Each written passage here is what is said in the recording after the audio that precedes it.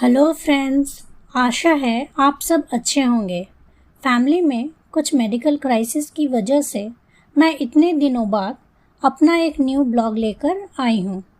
अभी सुबह के 10:30 बज रहे हैं और मैं पहुँच चुकी हूँ मैसूर रेलवे स्टेशन। कर्नाटका का ये शहर वादियर डायनेस्टी का राजधानी हुआ करता था। इसे सिटी ऑफ पैलेसेस भी कहा जाता है। मैं आपको इस वीडियो में मैसूर और श्रीरंगपटना का 2 दिन का टूर प्लान बताऊंगी। मैसूर रेलवे स्टेशन के कुछ ही दूरी पर आपको बहुत सारे होटल रहने के लिए मिल जाएगा। होटल में चेक इन करके हम लोग फ्रेश होकर ब्रेकफास्ट करने के बाद घूमने के लिए निकल पड़े। हमारा आज का डेस्टिनेशन था वृंदावन गार्डन्स और वेणुगोपाल स्वामी टेम्पल। ये दोनों ही मेन शहर से 12 किलोमीटर की दूरी पर स्थित है। कावेरी नदी के ऊपर बना कृष्णराजा सागर डैम के किनारे वृंदावन गार्डन्स बहुत ही खूबसूरत है। 60 एकड़ जमीन पर फैला ये बागीचा मैसूर के दीवान सर मिर्ज़ा इस्माइल ने बनाया था। यहाँ शाम के समय म्यूज़िकल फाउंटेन्स आपका मन मोह लेगा।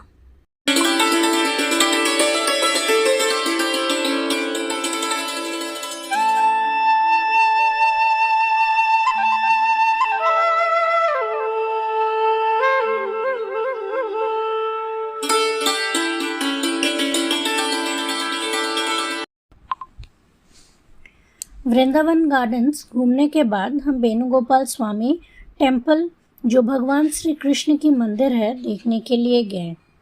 ये मंदिर 12वीं शताब्दी में बनाया गया था। इस मंदिर की खासियत ये है कि ये 70 सालों तक कृष्णराजा सागर डैम के पानी के नीचे था। इस मंदिर को मिस्टर श्री हरि कोदाई ने अपने टीम के सहयोग से कृष्णराजा सागर डैम से निकालकर वृंदावन गार्डन से 9 किलोमीटर की दूरी पर पुनः स्थापित किया। ये दोनों जगह देखकर हम लोग होटल वापस आए ताकि रेस्ट लेकर अगले दिन सुबह फुल एनर्जी के साथ घूम सके।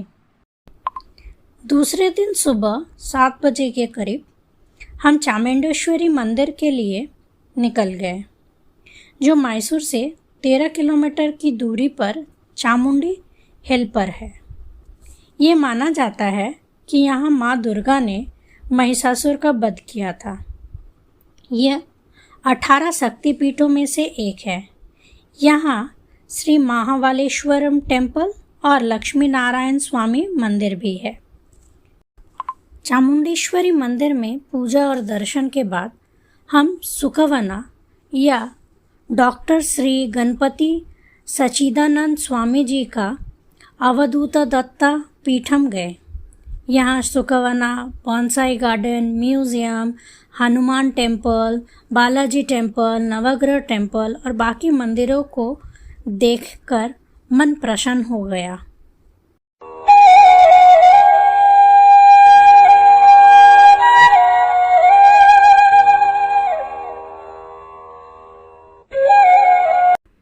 अवधूत दत्तपीठम के बाद हम लोग वैक्स म्यूज़ियम, सैंड म्यूज़ियम और गिनीज वर्ल्ड रिकॉर्ड सी शेल आर्ट म्यूज़ियम गए।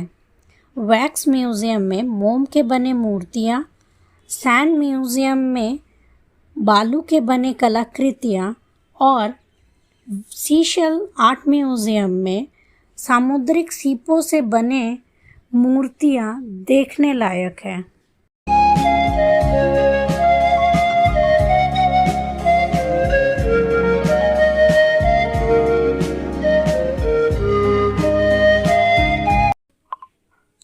आप जब भी मैसूर आए, ये सी शेल आर्ट म्यूज़ियम अपने टूर में ज़रूर रखें। कालाश्री सी शेल म्यूज़ियम में डॉक्टर राधा मल्लप्पा द्वारा बनाया गया सुंदर मूर्तियाँ देखने लायक है।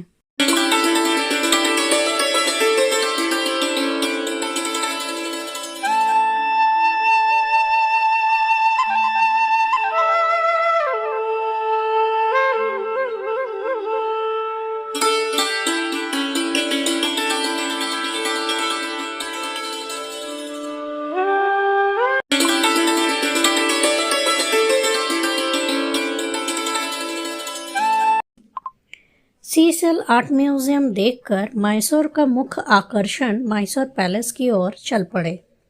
वादिया डायनेस्टी का ये महल 1897 में बनना शुरू हुआ था और 1912 में बनकर तैयार हुआ था। ये महल देखने लायक है। इसकी आर्किटेक्चरल खूबसूरती सच में मन मोहने वाला है।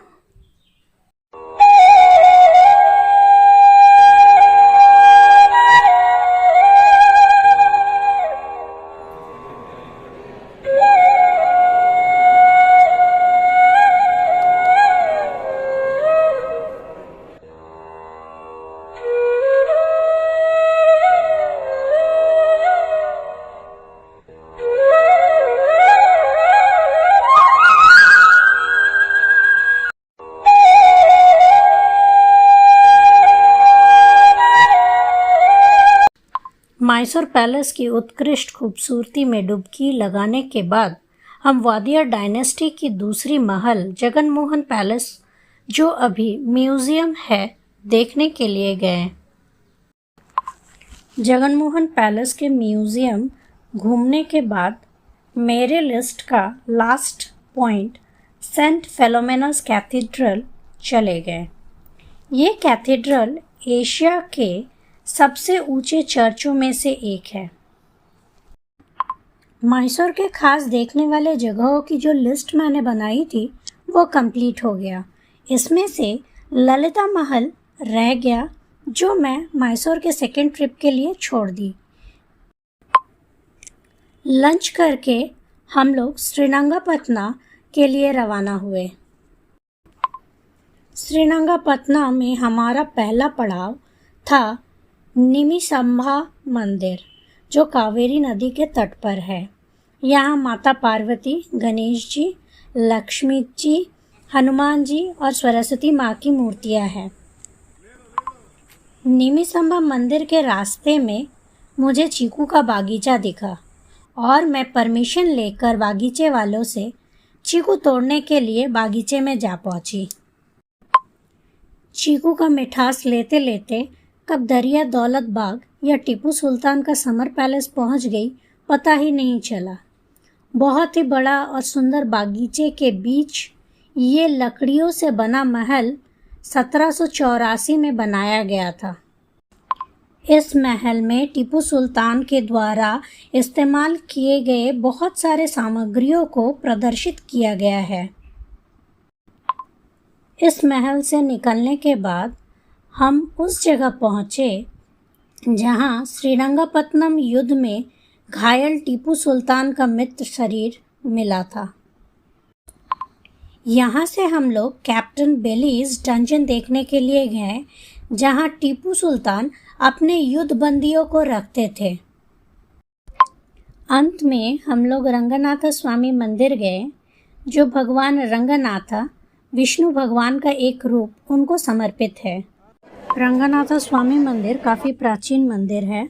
यहाँ भगवान विष्णु शयन अवस्था में विराजमान है। सुबह से इतना घूमने के बाद एनर्जी लेवल कम हो रहा था, लेकिन शॉपिंग अभी बाकी थी, इसलिए श्रीरंगपटना से हम मैसूर की ओर चल पड़े। मैसूर घूमने आकर सिल्क की साड़ी, चंदन की लकड़ी न खरीदे तो टूर अधूरा रह जाएगा, इसलिए ड्राइवर भैया को मैसूर मार्केट में ड्रॉप करने के लिए कहा। मार्केट में सबसे पहले गई बादशाह स्टोर्स मैसूर सिल्क की साड़ी लेने। बादशाह स्टोर्स 1965 से साड़ी बेच रही है। उनके ओनर ने हमें साड़ी की कलेक्शन के बारे में जानकारी दी। बादशाह स्टोर्स हमारी दुकान जो है इट्स सिंस 1965 और हमारे दुकान में हम हर रकम का मैसूर की साड़ी रखते हैं। मैसूर कॉटन हो, मैसूर सिल्क हो, हर रकम का साड़ी मिलेगा, but only from the Mysore region, right. अभी हम आपको पहले दिखाएंगे मैसूर की।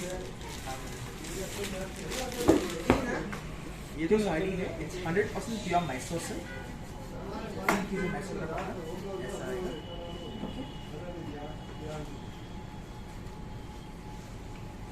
साड़ी आएगी और हमारी हर साड़ी जो प्योर सिल्क है ना, उसमें आपको ये आएगा सिल्क मार्क का। ओके, तो ये हो गया हमारा मैसूर का कलेक्शन। तो मैसूर में आपको बहुत डिफरेंट बॉर्डर्स, डिजाइन सब मिलेंगे, और हमारा मैसूर हैंडलूम भी आपको मिलेगा जो कि बहुत फेमस है। वो छोड़ के अगर आपको गिफ्टिंग रेंज चाहिए वो भी मिलेगा। हमारे दुकान में यदि 1000 रुपये की साड़ी होती है, 1000 रुपये से लेके 1 लाख तक की साड़ी मिल जाएगी। हर रकम का साड़ी रखते हैं, और ऑल ओवर द वर्ल्ड के लोग आके हमारे से मैसूर की साड़ी लेके जाते हैं, राइट। और हमारे यहाँ पे बहुत ग्लोबल टूरिस्ट भी आते हैं, वो आके हमारे पास शॉल लेके जाते हैं, मैसूर सिल्क का शॉल, वुलन शॉल, वो चीज़ भी हम रखते हैं। मैंने तो 2 साड़ियाँ खरीदी। ये लोग व्हाट्सएप के ज़रिए भी सेल करते हैं। आप चाहे तो व्हाट्सएप से या फिर जब मैसूर घूमने आए तो यहाँ से साड़ी खरीद सकते हैं। इनकी कलेक्शन बहुत अच्छी है।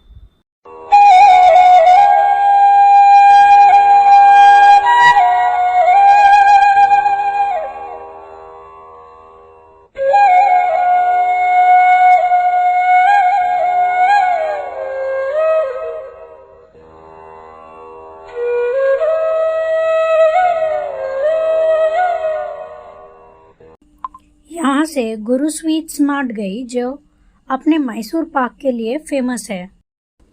गुरु स्वीट स्मार्ट 80 साल पुराना दुकान है और मैसूर पाक के लिए फेमस है।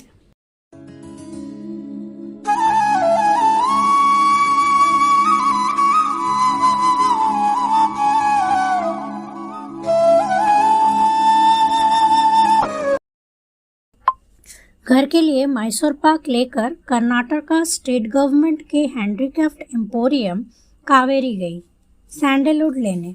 यहाँ से एक फेस पैक, सैंडलवुड, अगरबत्ती और सोप खरीदा मैंने। यहाँ आपको और बहुत कुछ मिल जाएगा, जैसे साड़ी, क्राफ्ट की आइटम्स, गिफ्टिंग आइटम्स। मैं डिस्क्रिप्शन बॉक्स में इन दुकानों की एड्रेस दे दूंगी ताकि आप आएँ तो यहाँ से खरीदारी कर सकें। दोस्तों, अब इतनी थक चुकी हूँ और कल सुबह घर वापसी की ट्रेन है, इसलिए होटल जाना ही पड़ रहा है।